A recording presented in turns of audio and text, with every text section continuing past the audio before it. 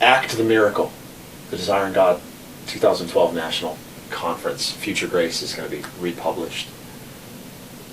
2 minutes. Yeah. Why are you burdened to get this in front of the American church, to speak about this again, to refresh these ideas? Yeah.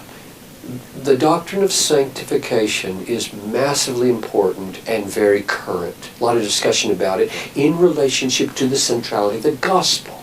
How does believing the gospel make a holy person? How does it relate to working or striving or discipline? That's just a huge issue right now. And it is a huge issue, and it always has been, as to how faith that justifies also sanctifies. So I think I've put my finger on one of the keys in the book, Future Grace. I believe faith in future grace is the central key to becoming a loving, holy, obedient person. I think it protects us from legalism, and I think it protects us from antinomianism. And so I'm reissuing the book with some changes inside to make it, I hope, more understandable and clear. And I'm going to do this conference called Act the Miracle, and that's taken from Philippians 2:12 and 13, where it says, work out your salvation with fear and trembling, for God is at work in you. Well, if God is at work in you, it's a miracle. But he says you work it out. And so I think the mystery of sanctification, the mystery of obedience or holiness or love, is that I act it. I act it. I will it.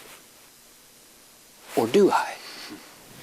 Paul said, his grace towards me was not in vain, but I worked harder than any of them. Nevertheless, it was not I, but the grace of God that was with me. So is it I or is it not I?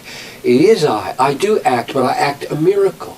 I am the actor of faith. God is the awakener and the quickener and the cause of faith. Well, I want to get at that mystery.